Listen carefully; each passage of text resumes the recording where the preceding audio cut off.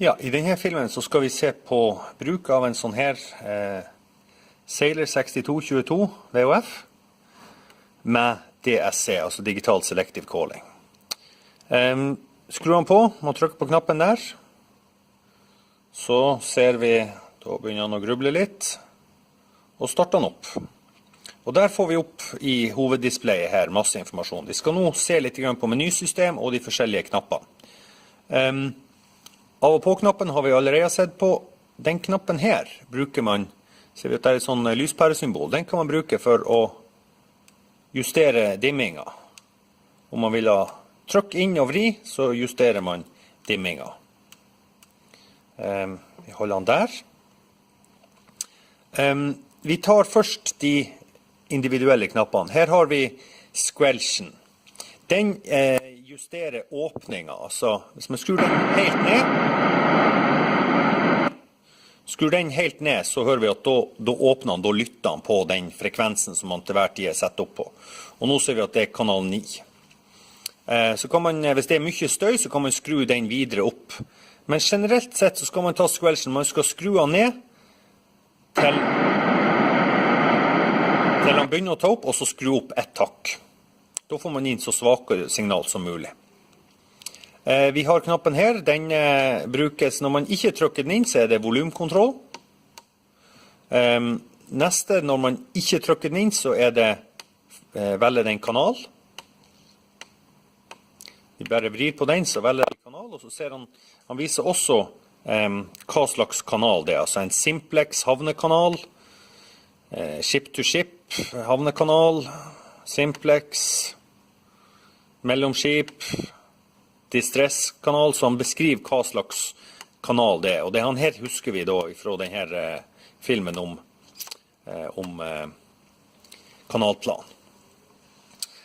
Vi har en knapp som står 1W på. Det er i utgangspunktet, han velger mellom utsendereffekt på 1 og 25 watt. Men på den stasjonen her, han er kastrert sånn at han ikke skal gå live, sånn at det får vi ikke lov til her. Den her, han skal man kunne gjøre absolutt alt man ønsker på, og sende nødsignaler i hytt og trygve, uten at det skal gå live. Så akkurat den får man ikke gjort. Den knappen der er en som kun Sailor har, som jeg kjent til, og den er veldig kjekk. Det er playback. Du trykker inn den, så spoler han tilbake, altså han tar opp det siste signal som har kommet inn. Sånn at den kan være veldig kjekk. Hvis du liksom ikke helt fikk med deg hva det var som ble sagt, så kan du trykke på den. Viser han både hvilken kanal det kom på, og så får man høre det på nytt.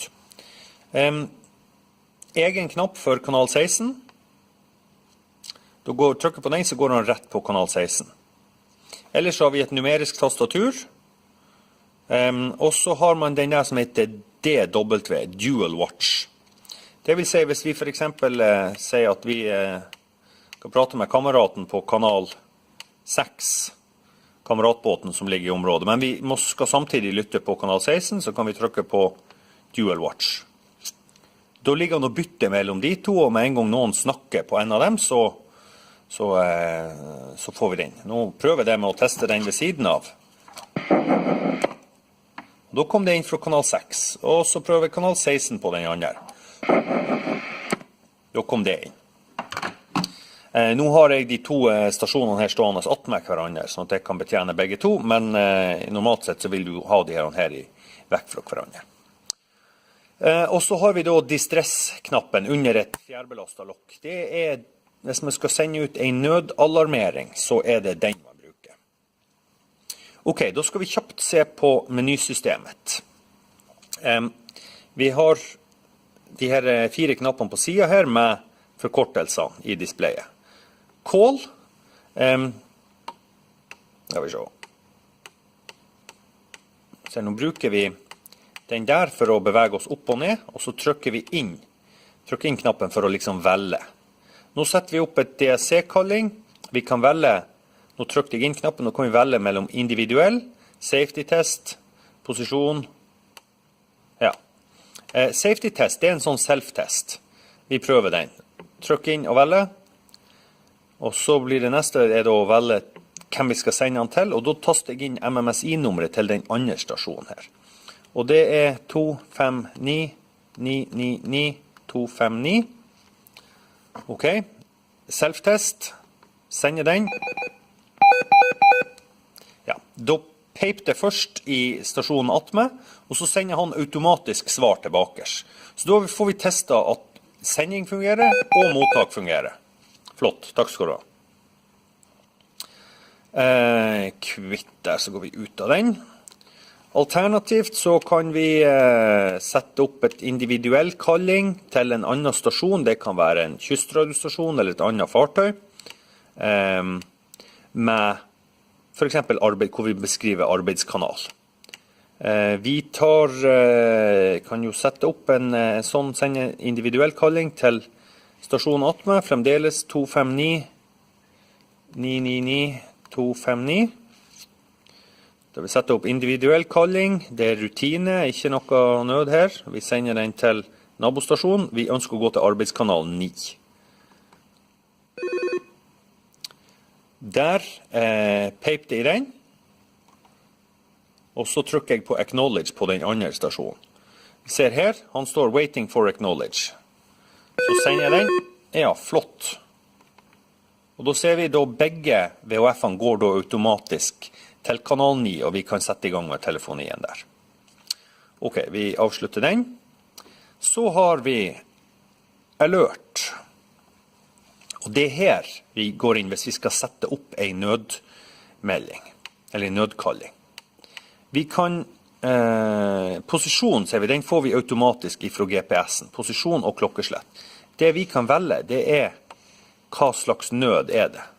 Mann over bord, piratangrep, abandoning ship, altså at vi forlater fartøyet, undesignated, disabled, sinking, krenging, grunnstøting, kollisjon, vanninntrengning, brann, eksplosjon, ja, litt forskjellig også. Sånn at hvis vi har brann ombord, så kan vi da velge fire explosion. Og da er det egentlig det man må gjøre da, er å trykke inn og holde distress-knappen.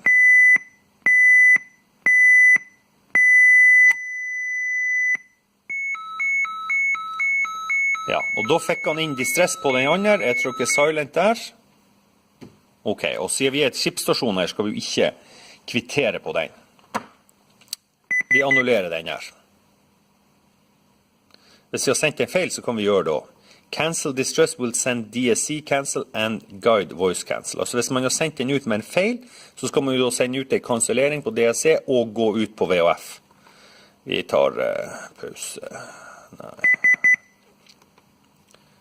Sånn.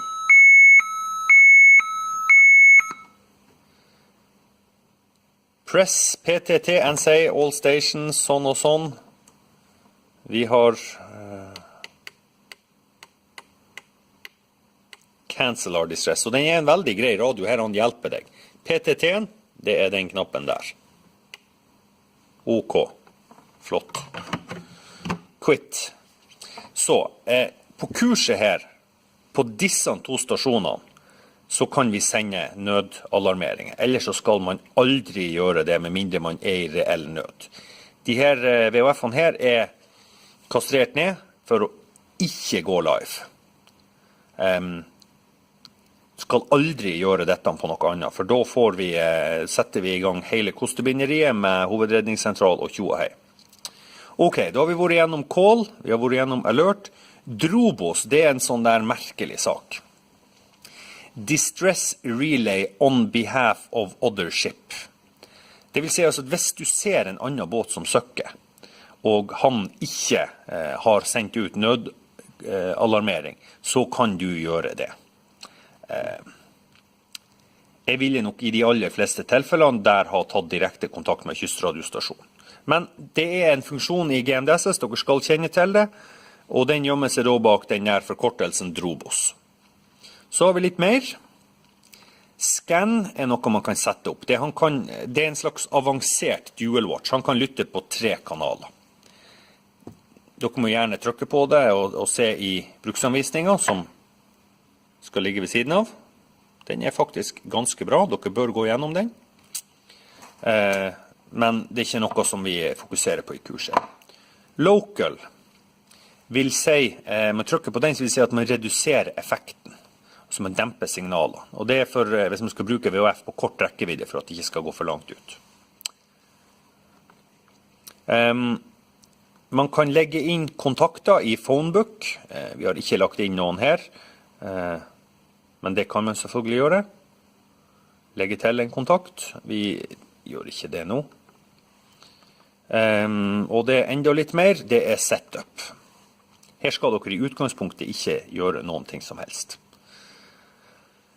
Exit. Det dere primært skal fokusere på, det å venne dere til å sette opp kallinger, både enten det nå kan være en sikkerhetsmelding, det kan være individuelt eller til grupper. Vi ser vi går ut derifra.